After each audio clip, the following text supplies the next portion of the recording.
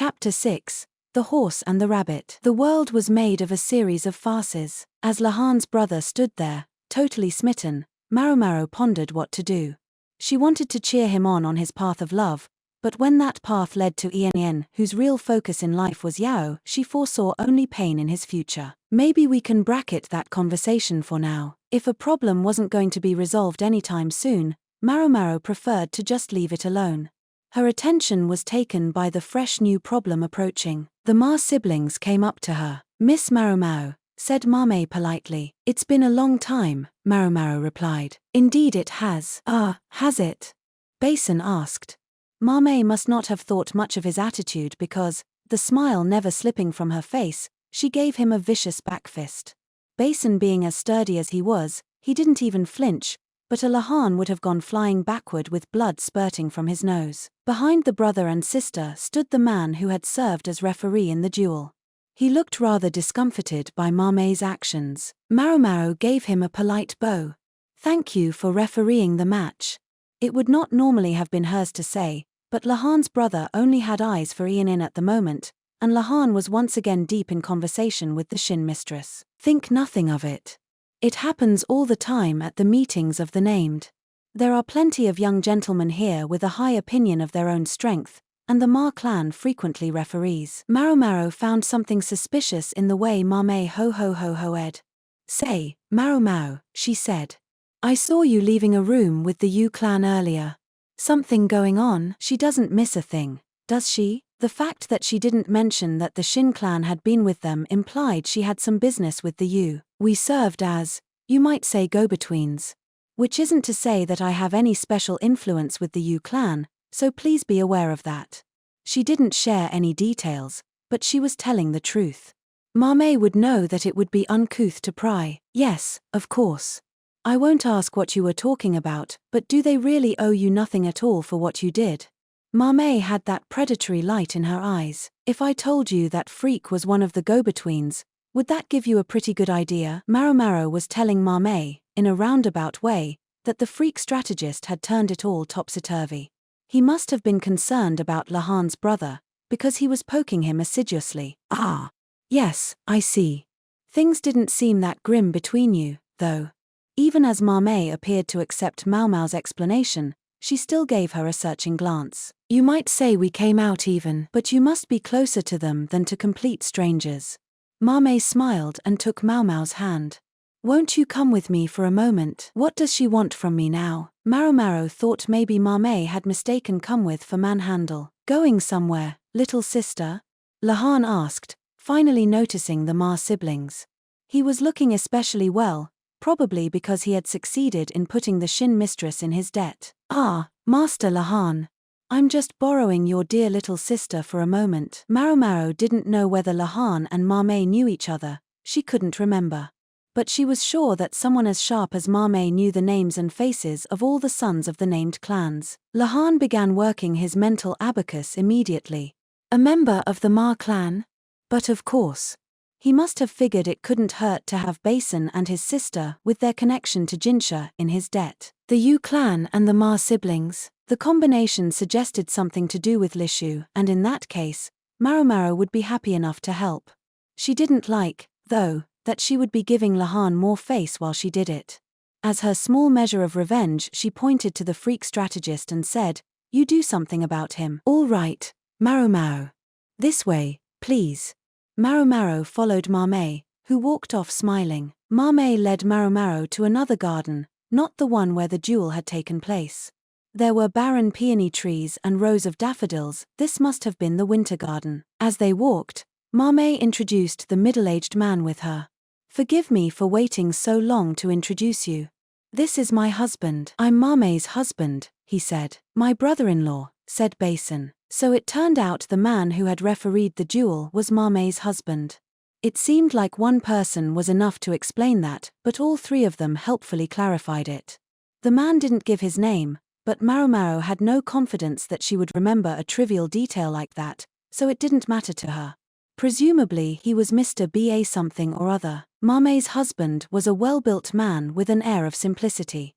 He looked like the quiet but considerate type. In fact, he reminded her of Gaoshuren.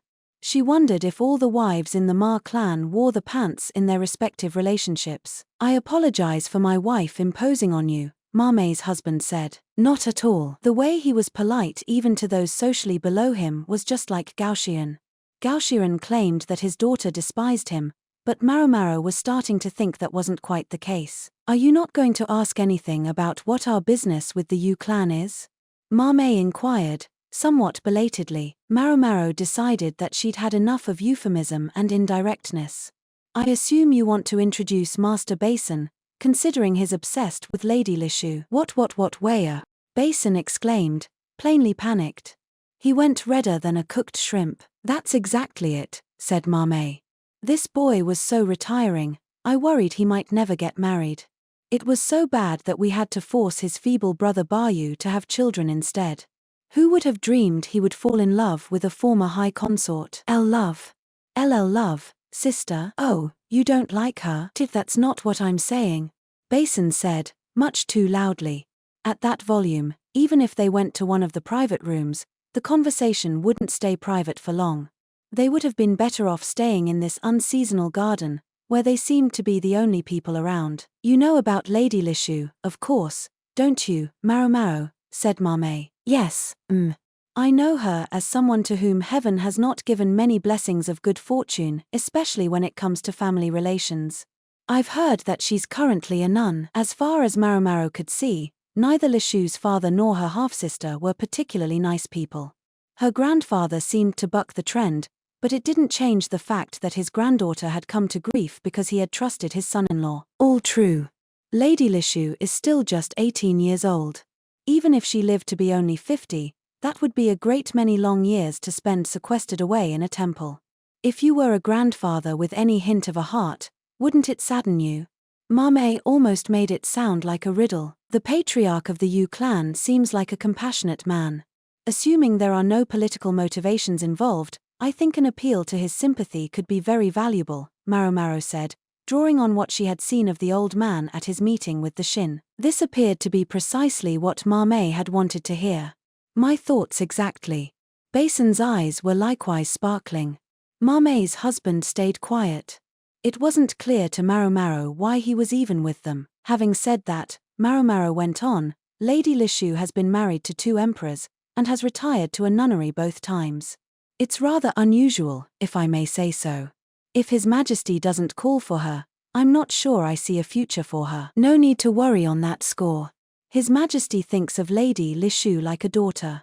As long as we have the barest excuse, I don't think it will be hard to get him on our side.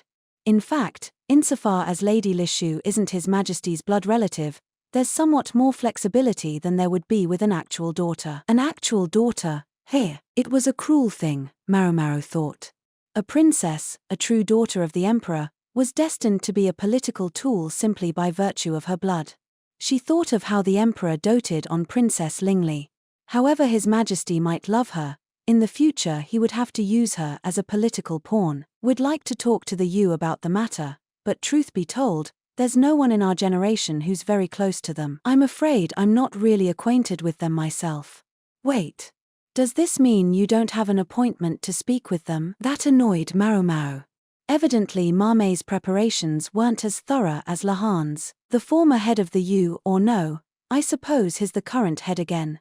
Anyway, he's always cherished finding a quiet moment in the winter garden that his only daughter loved so much in life. Are you sure it's all right to intrude on his solitude? Making the other party upset would not, in Maomao's opinion, be a promising start to negotiations. If we don't intrude, then there's no problem. You've known Lady Lishu for a long time, right, Maomao? Maomao took her hand and walked ahead at a stiff pace. In a pavilion among the peony trees, they could see a group of figures. "There he is." There was an old man, a middle-aged woman who served as his nurse, a young man, and a child. The child was a boy, maybe 10 years old, and the young man was looking after him. The old man was indeed the leader of the Yu clan. Not even any bodyguards.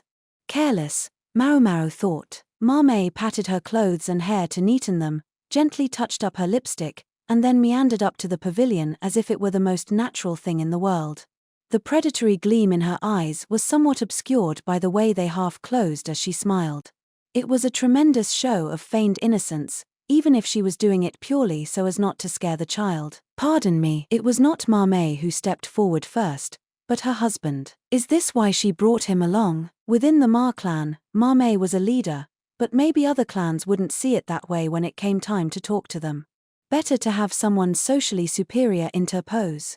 Her husband was a convenient fig leaf. I would have said Basin could play that part. Then again, she wasn't sure Basin could muster a proper greeting for the U clan.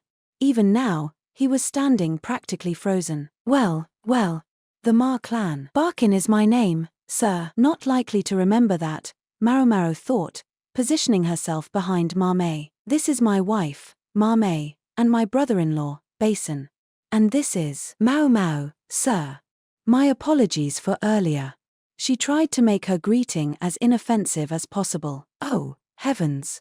Earlier was simply, well, I may have my qualms about it, but yes, well, some qualms, yes. Apparently the old man had a lot of qualms, but he avoided being specific so as not to give away the matter of the Shin heirloom. Maomao hoped that he would at least be kind enough to forget how she had kicked the freak strategist. So, what does the Ma clan want with me? And with a La girl in tow? It wasn't just the U patriarch, the other occupants of the pavilion likewise looked askance at them. Maomao stepped forward. Maomao here served 2 years in the rear palace. The rear palace. Roughly 2 years, thought Maomao. There'd been a fair amount of coming and going during that time, so her actual tenure had been a bit shorter. But there was no real need to go into the details now. It was an opportunity for her to deepen her friendship with Lady Lishu. I don't think I would have called our friendship deep. Once again, for the sake of the flow of conversation, she kept this thought to herself. I believe you corresponded with Lady Lishu by letter, sir. However, she was so concerned not to worry anyone that I don't doubt she put a brave face on things on the page. Maomao so wishes you could hear what her life has really been like. Maomao spoke like a distraught maiden, her eyes brimming with tears. If Maomao hadn't known what she was really like, she would have been utterly convinced. Millimeter.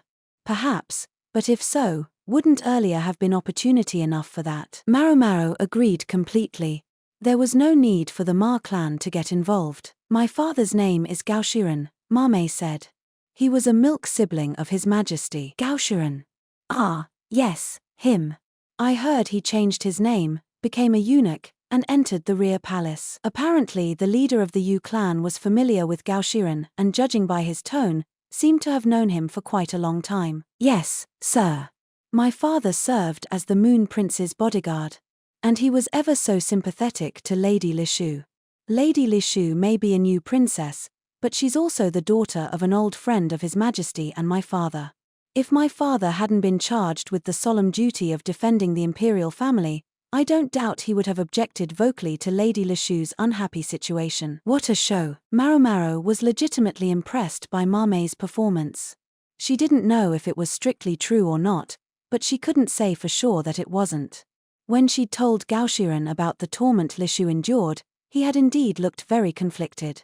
That might have been partially concerning as someone whose job was to oversee the rear palace, but perhaps there had also been some concern for a friend's daughter. Most of all, I hear that at one point there was talk of marriage between my father and Lady Lishu's mother. When I think of that girl, knowing she might have been my own sister, I feel like my heart could break. That was some bombshell to drop so casually. Basin stood with his jaw hanging open. Evidently this was news to him. In order to get him over his shock, Maomao whacked him in the side where the U couldn't see, of course. Another blow that only Basin could have endured. If he had been Lahan, he'd have broken clean in half. The talk of marriage with the Ma was just a passing suggestion. Think nothing of it. Of course, sir. The leader of the U dismissed the issue without special concern. For people in good families, talk of marriage came and went with some frequency. As for the tale of my granddaughter now, that I think I might like to hear, the patriarch said. But of course.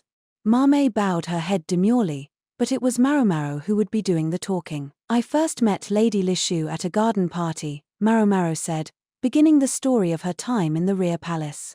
She stepped up to the round stone table and asked one of the servants to make her some tea. Maomao avoided going into all the little details, but she told the old man about how she had served Empress Gyokuyu, and how that connection had led her to make the acquaintance of Lishu, who at the time was a high consort. At the garden party, she wore an outfit that was distinctly out of place. The leader of the U frowned, and the young man with him averted his eyes, continuing to play with the child instead. The meal had been changed for one with blueback, which Lady Lishu could not eat. Someone did it as a prank. I examined her arm when it broke out in hives. Maomao has some medical knowledge, Maomao interjected. In fact, she's working in the medical office right now. The leader of the U knitted his brow. His nurse watched his expression carefully. The young man gave some fruit to the boy. Among other things, at a tea party, she was served a drink with honey, and no one told her. They tried to get her to drink it. At this, the leader of the U heaved a sigh. It was clear with how much care he had raised the frail Lishu when she was younger. I guess this is a pretty depressing story. Maomao was less concerned about the leader, however, than she was about the man beside her. Basin was grinding his teeth audibly, and his eyes were bloodshot. Maomao could hear his breath whistling through his nose. Is he going to be okay? She worried, but Maomao stood beside Basin, keeping a firm grip on his belt so that he couldn't go rushing off. Her husband was watching him closely too. Maomao had probably brought beer, whatever it was, in part so that he could be there to stop Basin if there was any trouble. She got a new chief lady-in-waiting, who served her well, Maomao said. The former chief lady-in-waiting and the rest of Lishu's women, unfortunately, had remained unchanged. They would find excuses to steal Lishu's possessions. They even took her mirror, her cherished memento of her mother. Her mirror? That mirror? The clan leader asked. Yes, sir. The one in which Lady Lishu could see her mother's face. At the time, Lishu said she'd seen a ghost in the bathing area of her residence at the rear palace. It turned out to be just a curtain on which the mirror had projected the image of her mother, but Lishu hadn't realized that, and Maomao vividly remembered her showing up at the great bath in a state of terror. She decided there was no need to add how, on that occasion, she'd given Lishu a full-body hair removal treatment. She talked about her first trip to the Western capital. At the time, she never would have dreamed she would ever go back, let alone that she would stay for a whole year. And Lady Lishu was attacked by a lion at the banquet. It was supposed to be a function for Jinshi to find a wife. The lion was there for entertainment and had broken out of its cage. A lion? That fool only told me that there had been some trouble, the old U man said, clenching his fists. A vein pulsed in his forehead, and his nurse anxiously wiped his sweat away with a cloth. The young man hustled the boy a bit farther away, apparently not wanting him to see the enraged clan leader. The one who rescued her that day was this young man, Master Basin. Maomao's introduction of the lion slayer, the hero of the hour, was quick and breezy. Basin, who had been about to explode, jumped when he heard his name. You saved my granddaughter, the leader asked. Oh, it was nothing, sir. I only did what anyone would do. Maomao glowered at this uninspired display of modesty. The old man looks like he's about to pop. I guess that's enough unhappy stories for now. Even though there are plenty more I could tell, Maomao was ready to give up the upsetting narrative. But then, it's such a terrible shame that Lady Lishu's unhappiness turned out to have been orchestrated by her own father. Even the lion attack, I heard, was because of some perfume her half-sister had enticed her to wear, a smell that attracts wild animals. Why would you say that? Maomao had carefully left those details out, but Basin spilled them all. Call Jun, said the leader of the U in a low growl. His beard was quivering, and his eyes were starting to go bloodshot. His nurse gave a quick bow of her head, then went to summon the young man who was minding the boy. What do you need? He asked with a polite bow. I told you to tell me everything your little sister did, hiding nothing. Why did you keep this from me? His little sister. Maomao recalled belatedly that Lishu had a half-brother as well as a half-sister. This young man, Jun, was the former consort's older half-brother. My sister has repented of causing harm to Lady Lishu and won't appear on the public stage in the future. I can only beg you to be merciful, sir. Jun's words sounded polite enough, but he had said one thing he should have avoided. What do you mean, she won't appear on the public stage? Lishu is a nun now. And whose fault is that? My father, Uryu, myself, Eugen, and my sister, sir. The young man named Jun listed off the names quickly and easily. Who said you could use the character you? My apologies, sir, Jun said, bowing deeply again. "You'll accept my punishment for making such a mess of Lishu's life." "Of course, sir. Now get away from me." Maomao's heart was pounding. She'd almost thought the old man was going to hit June. As it happened, however, he had more forbearance than that. The generosity he had shown the Shin clan was nowhere to be seen. The leader of the Yu clan was a man of character, but it was clear that he had scant sympathy for those who had tormented his granddaughter for so long. He'd lost all faith in his son-in-law and his children. Then again, maybe this is the generous response. Maomao didn't know how many members of the Yu clan there were, only that there were a lot more of them than of the lane. The collapse of a household could leave dozens or even hundreds of people out on the street. The leader of the Yu clan had taken the headship back from his son-in-law and returned to his original position, but it must have been a tremendous effort for a man of his age to attempt to right the listing ship of his family. Eugen was probably just lucky he hadn't been chased out of his house. He claimed that his sister felt bad for what she had done, but she also wasn't struggling to put food in her mouth. "I'm sorry you had to see that," the old man said. His nurse wiped his sweat away, while the child wandered up and offered him a drink. Only Eugen just stood there, smirking. He almost seemed like a clown, Maomao thought. Normally I'd have booted them out of the family and that would have been the end of it, but Lishu begged me in her letters not to be too hard on that man. That man, presumably, Lishu's father. Bringing Eugen here was, probably, a way of teaching him a lesson. I guess you could call it spiteful, in its own way, but then, what Lishu's father had done to her was far worse. Eugen might not have been the immediate cause of Lishu's sufferings, but nonetheless he was lucky that this was the harshest lesson he would be taught. Above all, Eugen seemed accustomed to humiliation, and there were times when it was easier to get by in life if you didn't have too inflated an opinion of yourself. Eugen was reaping what he had sown, yet at the same time one could sympathize with him. Not that Maomao was going to stick her neck out for him. There were some things even a man of character couldn't abide. It wasn't her place to make pretty arguments and tell him not to take it out on the young man. "May I continue?" she asked the Yu patriarch. "Please." "Thank you. But having said that, I really have nothing more to say." The old man wouldn't feel any better hearing more tales of Lishu's misfortune. "The one thing I can say with certainty is that Lady Lishu's loss of her position as consort, and her eviction from the rear palace, were no fault of her own. Further, I believe His Majesty the Emperor deliberately distanced her from the rear palace for her own benefit. I think it's safe to believe that Lady Lishu still has a future." The old man pressed a hand that seemed to be shaking slightly to his forehead. "But she wrote to me that she was doing her duty as a high consort. I'm sure she didn't want to worry her grandfather, sir. If only I had noticed. I should have noticed." The old Yu man appeared angry with himself for having left Lishu to her own devices for so long. At this point, he could not punish the ladies-in-waiting who had tormented her, although they'd probably been dealt with when Lishu was put out of the rear palace. No doubt they had been drummed out as well, shamed by their dishonorable dismissal.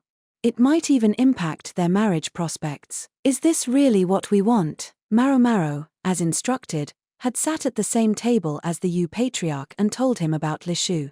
She'd spoken of how Basin had rescued the young lady, and had made clear that Lishu bore no blame for what had happened. She could pass the conversation back to Maomao now and be fully satisfied that she had done her job. Yet Maomao was looking at her as if to say, "You've got a little more in you, haven't you? Come on, you're asking the impossible." Maomao thought. But she'd developed a reputation for taking on the impossible. So Lady Lishu wrote in her letters that she was fulfilling the duties of a high consort? Maomao asked. "Yes, she did." "She must have pushed herself so hard," Maomao said, her voice deliberately soft. "Pushed herself? How so?" The leader of the Yu leaned forward with a concerned look on his face, his beard swaying with the movement. "Surely, sir, I don't need to tell you what a consort's duty in the rear palace is." She glanced at Basin. At first he didn't appear to understand what she was talking about, but then he blinked a few times and seemed to get it. He went red again, but not from anger this time. It was embarrassment and not a little bit of distress. A consort's duty is, of course, to bear the emperor's children. Empress Gyokuyu and consort Lihua had done it. Even Shisui, or rather, Lulan, had at least given the appearance of doing it. Only one high consort had gone without any nocturnal visits from His Majesty, Lishu. The emperor treated Lady Lishu like a daughter. He never once visited her chambers, and she was never his bedmate. Maomao shook her head slowly. This gave her a chance to spot Maomao, who was smiling in a way Maomao took to indicate satisfaction.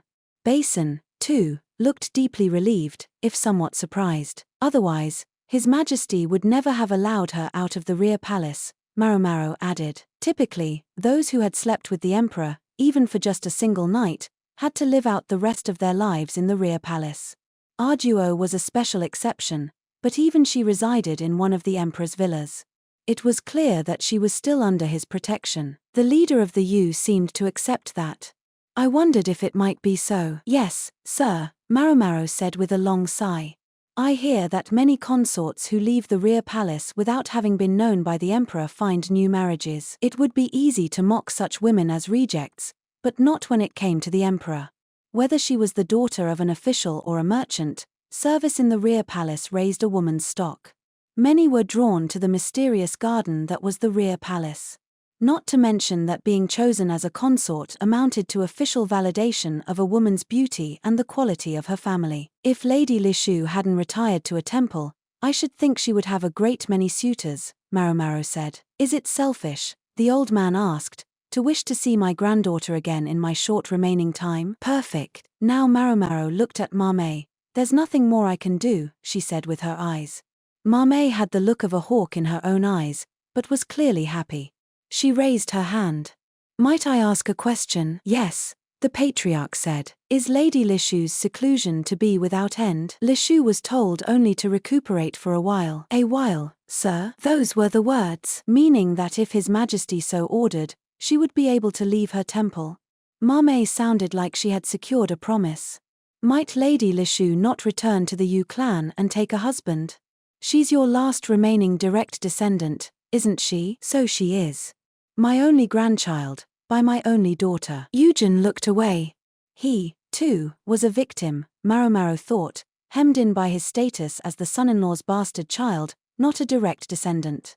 If his father hadn't had to marry into another clan, he might have led a less constricted life. However, I won't let what happened to my daughter happen to Lishu. I've already picked this child as my successor. There will be no more unhappy marriages. The U patriarch patted the head of the young boy, who was eating his snack. It was the boy Eugen had been looking after this whole time. Then you wouldn't object if the Ma clan brought a proposal for Lady Lishu? Maomao said, broaching the real subject at last. Basin bit his lip so hard it turned purple. The Ma clan has a proposal for us? Yes, sir. If Lady Lishu were going to succeed to the main household, she would need to marry a son of one of the branch families. But if she isn't, then I'd like to introduce her to someone from my own family. Ho! The old man glanced at Basin. He'd realized immediately who Maomao was talking about. I did once hope to establish marital ties with the Ma. However, there's no point in you establishing ties with us. The U clan has nothing like its former power. A proposal from some other clan I might understand, but the Ma have nothing to gain by this union. And I hesitate to take at face value a match that seems to offer no benefit to the other party. I believe I saw you talking to the Shin clan earlier, Maomao said. May I take it that your enmity with them is at an end? Maomao wasn't sure whether Maomao knew more than she let on, or if she was just making an educated guess. Either way, Maomao privately implored the leader of the U to understand that she had not said anything. Much has passed between me and the Shin, but I can't imagine what it has to do with you. Of course. Perhaps you would hear us out on the matter of Lady Lishu. However, if we said our proposal is quite unrelated to your family's status. You mean it's Lishu herself that you want? The U patriarch gave Maomao and Basin an appraising look. He clearly regretted having stuck his daughter with a worthless husband. I grant, I'd been considering a few candidates, in case Lishu ever got married. Maomao pressed ahead. Would you be so kind as to consider the Ma among them? Her methods bordered on impertinent, but the leader of the U would see that it wasn't a bad idea. Indeed, it should be quite attractive to him. He refused to nod his head, however. At the moment she's not marrying anyone. I don't know where there might be enemies. My family was weakened by my own misjudgment, but some things have happened that my oversight alone can't explain. I almost feel like I'm being punished for ignoring Lishu's plight. How so, sir? Ha ha ha. You ask me to speak even further of my family's humiliations? Well, so be it. Gaoxian's daughter is a woman of sharp intuition, and I suspect you know already. It seems the new faction in the army doesn't like me much at all. That was all he said on the matter. The new faction in the army? That subject sounded oddly familiar. I'd like to resolve this issue before this child succeeds, while I still live. The leader of the U seemed to be whipping his old bones along. Now, I think it's about time to be getting back to the banquet. His nurse started rolling his wheeled chair away. Thank you for hearing me out, sir, Maomao said. Apparently she wasn't going to pursue the subject any further today. She bowed her head deeply and simply watched as the leader of the U clan was wheeled away. When the members of the U clan were at last out of sight, Maomao felt a wave of fatigue wash over her. Phew, she let her shoulders slump. I knew I could count on you, Maomao. You did a perfect job.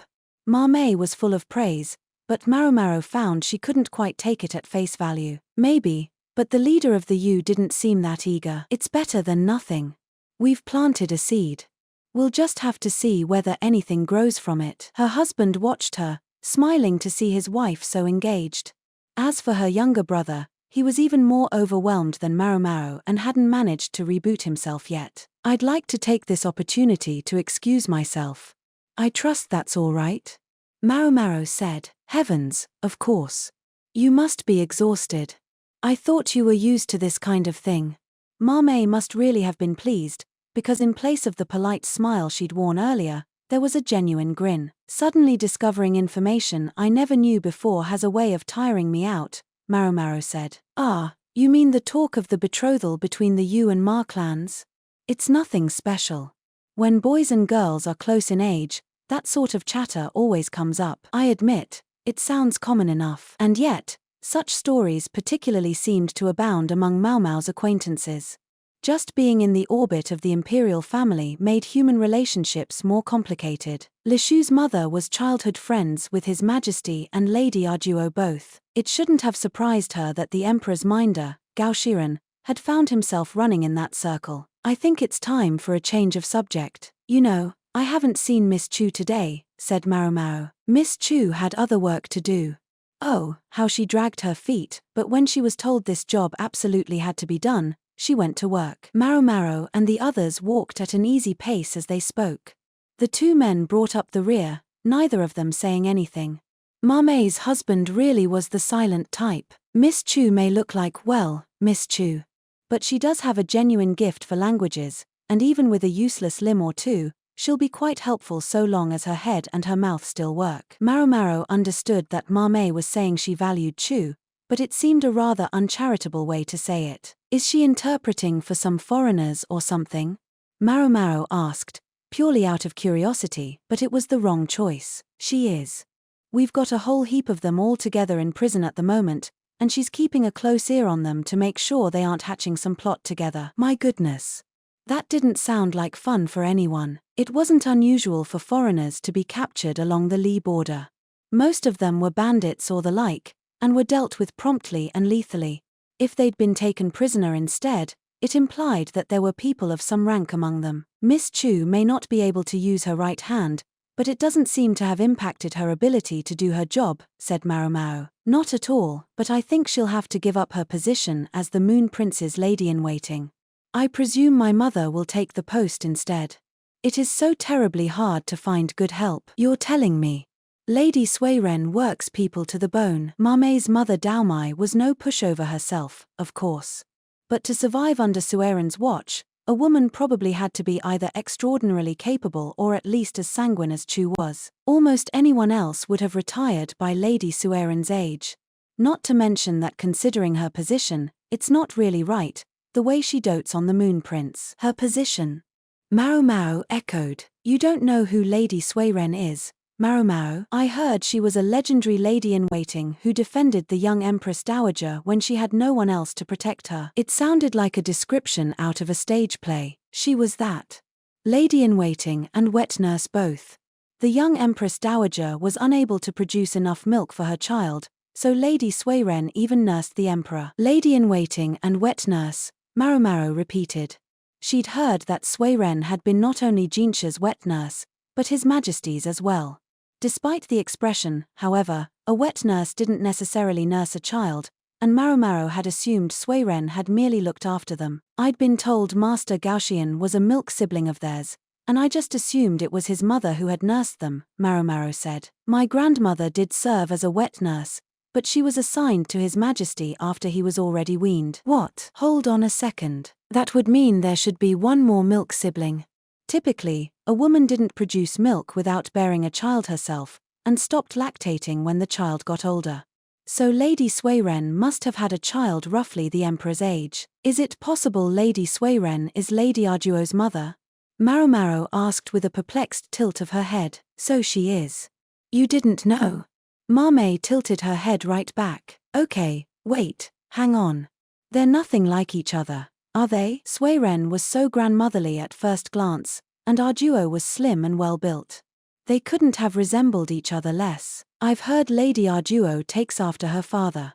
Maomao stopped walking, lest they arrive at the banquet hall before they were finished with their conversation. Hang on, wait, whoa. But Lady Arduo and Lady Suiren act completely different. Maomao had never seen them specifically interact, but Maomao had the impression that Suiren treated Arduo less like a daughter than like a noble who ranked far above her. Lady Suiren comes from common stock, and ever since Lady Arduo was chosen as a consort, she's been scrupulous about respecting decorum toward her. Which would be one reason why she would never have told you about their relationship herself. Then how was I supposed to know? Maomao couldn't help reflecting on the clothing she'd been given to wear when she had gone out on the town. It had belonged to Suiren's daughter. I can't imagine Lady Arduo ever wearing an outfit like that. It might explain why Suiren had seemed to take such pleasure in dressing Maomao up. Her own daughter hadn't been so amenable to it. Which leaves the question of Jinshi. It was partly Maomao's fault for not asking about Suiren's daughter, but it was also Jinshi's for not saying anything. Then again, maybe Jinshi thought Suiren had told her. Maomao felt her head beginning to spin. Yes, relationships surrounding the imperial family were complicated indeed, complicated and obnoxious. So Lady Suiren became a wet nurse even though she was a commoner, Maomao said. Repeating what she had heard was her way of trying to organize the information in her head. That's right.